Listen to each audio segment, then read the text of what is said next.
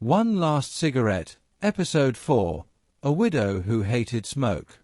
Patricia Brennan had built her life the way Victor built his company, carefully, deliberately, with the quiet terror of someone who knew what it cost to lose. In the days after Victor's death, the house became a museum of sympathy. Flowers arrived in disciplined arrangements. Cards appeared with neat handwriting and the usual phrases people used when they didn't know what to do with death. Friends visited and spoke softly, as if volume could crack grief. The housekeeper moved like a shadow, polishing surfaces as though fingerprints were immoral. Patricia accepted it all with the kind of grace that impressed the wealthy. She thanked people. She made tea. She cried at appropriate intervals. She did everything the way she was supposed to. What she did not do, what she could not do, was breathe easily. Smoke had always been her enemy. Even before the asthma became official, even before the doctor gave it a name and a warning, Patricia had hated the smell. It clung to curtains. It entered furniture. It made the house feel less pure, less controlled. Victor had quit years ago, not with drama, but with the simple obedience of a man who wanted to keep his wife. He had complained, briefly, like a man surrendering a small luxury, and then he had stopped. So when Patricia opened the study door the night Victor died and felt smoke in her lungs, it had not been merely unpleasant. It had been personal. It had felt like betrayal. Lieutenant Columbo understood that sort of thing in his own way. He understood not only evidence, but the way people attached meaning to objects. A cigarette was not only tobacco. It was a statement. A small, smoky declaration.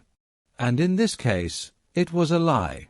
Columbo arrived that afternoon with his coat slightly damp, though the day was dry. He had a way of looking as though he had walked through whether no one else noticed.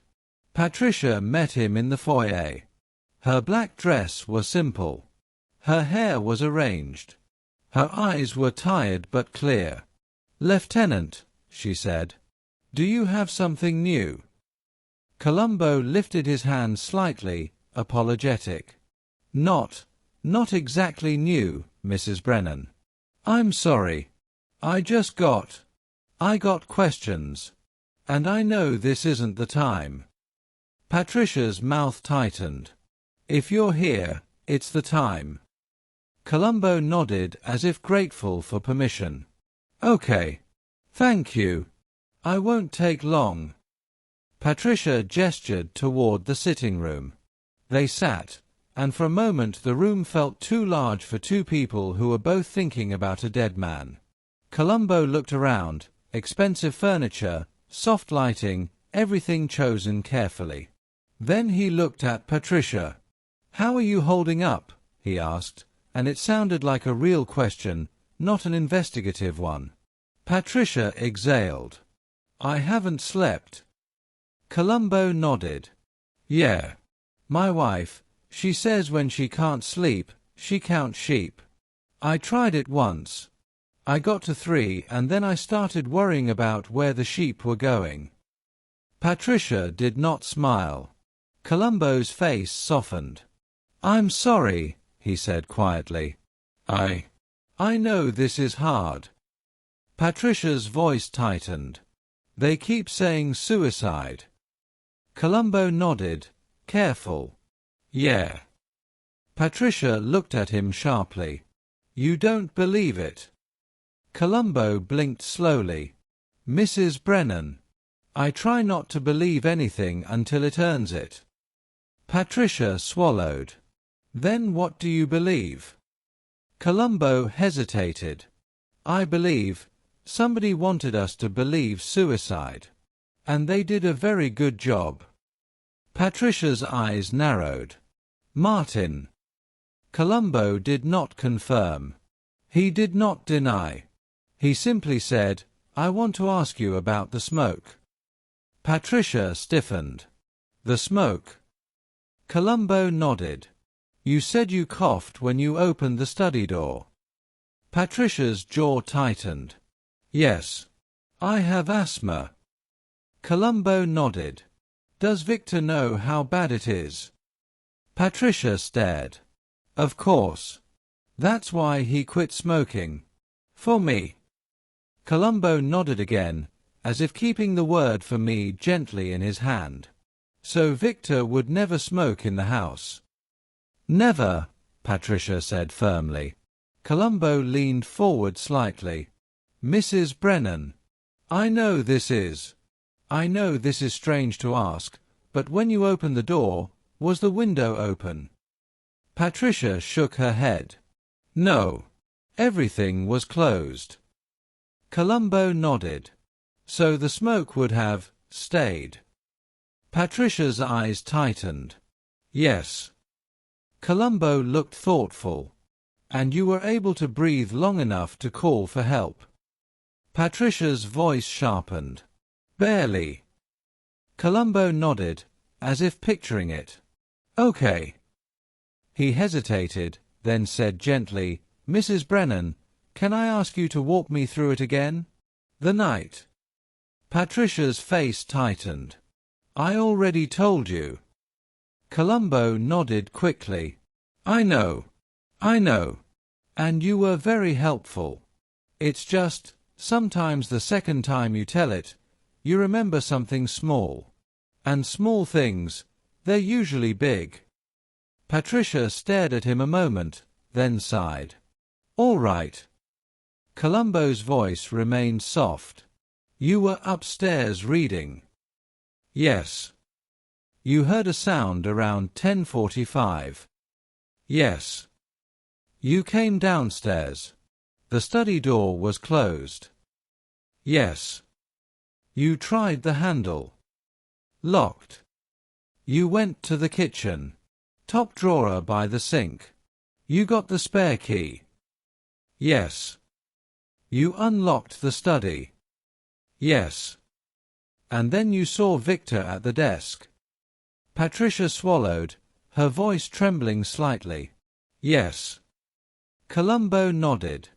And the cigarette was burning. Yes. Columbo paused, then asked, Did you touch it? Patricia looked startled. No. Of course not. Columbo nodded quickly. No. I didn't think so. I just had to ask. Patricia's eyes narrowed. Why? Columbo's voice stayed mild. Because if it was burning, it was a hot object. And people, sometimes they do things without thinking. Like they try to put it out. Or they move it. Or they... Patricia cut him off. I didn't. I was in shock. Columbo nodded sympathetically. Of course. Patricia's voice was sharper. Lieutenant, what are you actually trying to get at? Columbo looked down for a moment as if embarrassed to say it aloud. Then he looked up. I'm trying to understand the timing, he said. Patricia's eyes tightened. The timing. Columbo nodded. A cigarette burns about 7 minutes if nobody smokes it. Patricia stared. So? Columbo's voice remained gentle. So if you found it burning, it makes us think Victor died around 10:40. Patricia nodded slowly, uneasy. Yes. Columbo leaned forward slightly. But forensics says it was lit after he was dead. Patricia's face went pale. Columbo softened instantly. Mrs. Brennan. I'm sorry. I didn't mean to shock you. I just... Patricia's voice trembled. After he was dead? Columbo nodded. Yes. Which means somebody lit it to make us think the time of death was later. Patricia swallowed hard. Martin. Columbo remained careful. Somebody, he said. Somebody who needed time. Patricia's hands clenched in her lap. You think Victor died earlier? Columbo nodded slowly. It's possible. Patricia's voice was tight. Then why did I hear the sound at 10:45? Columbo looked at her, and in his eyes there was something almost gentle, almost pitying. That's a very good question, he said softly. Patricia stared. What do you mean? Columbo hesitated. Mrs. Brennan, you told me Victor had this room soundproofed. Patricia blinked. Yes. Columbo nodded. Soundproofing it's pretty good. Especially if it's done right. Especially if it's expensive. Patricia's face tightened. Yes. Columbo's voice remained mild. So if a gun went off in there? Patricia's mouth opened slightly. Aye. Columbo continued, carefully, you wouldn't hear it upstairs. Patricia's eyes widened. Unless. Columbo nodded gently. Unless you were closer. Or unless something else made the sound. Patricia's voice rose. Are you saying I didn't hear the gunshot? Columbo raised his hands. Oh no. No, I'm not saying that. I'm just asking. Patricia stared at him, and for the first time her composure cracked, not into tears, but into anger. You think I'm lying, she said. Columbo looked genuinely hurt. Mrs. Brennan, I don't think you're lying. I think you're remembering. And memory, it does funny things under stress. Patricia's eyes searched his face. Then what are you saying? Columbo's voice was soft. I'm saying, somebody wanted a sound at 10:45. Patricia's face went still. Why? Columbo leaned back slightly, as if reluctant to speak the next line. Because, he said quietly, if the gunshot was heard at 10:45, everyone would assume that's when he died. And if everyone assumes that, they stop asking about earlier. Patricia's breathing quickened. You think someone staged the sound too? Columbo nodded slowly. It's possible. Patricia whispered, That's sick. Columbo's gaze remained calm. Murder's not a healthy hobby, he said. Patricia's voice was shaking now. Lieutenant, are you going to arrest him? Columbo hesitated. Not yet. Patricia's eyes flashed. Why not? Columbo's tone stayed gentle. Because I need something solid. Something that doesn't depend on timing or memory. Patricia's jaw tightened. What would be solid? Columbo looked at her gently. The lock, he said. Patricia frowned. The lock. Columbo nodded. The study door. You said it locks from the inside. Deadbolt. Yes. Columbo's voice was mild. But you opened it with a spare key. Yes. Columbo nodded again.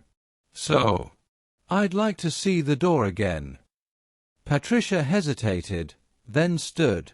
All right. They walked down the hall. At the study door, Columbo crouched slightly, inspecting the lock like a man examining a stubborn jar lid. Mrs. Brennan, he asked, have you ever locked this door from the outside? Patricia blinked. No. Columbo nodded. Okay. He turned the knob. Then he tried the deadbolt. He looked at the keyhole. Then he looked at Patricia. You know, Columbo said softly, there's a trick with some locks. If you got the right key, you can turn the bolt from outside, even if it's designed for inside. Patricia's face tightened. Are you saying Martin could have locked it after he left? Columbo blinked. Mrs. Brennan, has Martin Voss been in this house before? Patricia nodded. Many times. Columbo nodded. So he knows your kitchen, your drawers, your spare key. Patricia's mouth tightened. Yes. Columbo's voice remained gentle. And you keep the spare key in the top drawer by the sink. Patricia's eyes flickered. Yes. Columbo sighed softly. That's very common, he said. My sister-in-law keeps hers in a flower pot. People always do something like that, because they think it's hidden. But really, it's predictable. Patricia stared at him. So you think Martin used the key? Columbo did not say yes. He did not say no. He said something worse. I think, he said softly, if a man wanted to stage a locked-room suicide, he'd need a way to lock the room after he left. Patricia swallowed. And the key is the way. Columbo nodded. Patricia's voice lowered. Victor told Martin where the key was. Columbo blinked. Victor told him. Patricia nodded, her eyes distant. Yes. Years ago. When Martin needed to come in while we were out. Columbo nodded slowly, letting it sink. Then he did what he always did. He softened. He smiled gently. Mrs. Brennan. I'm sorry. I know this is a lot. Patricia's eyes filled with tears finally. I just want him punished. Columbo nodded.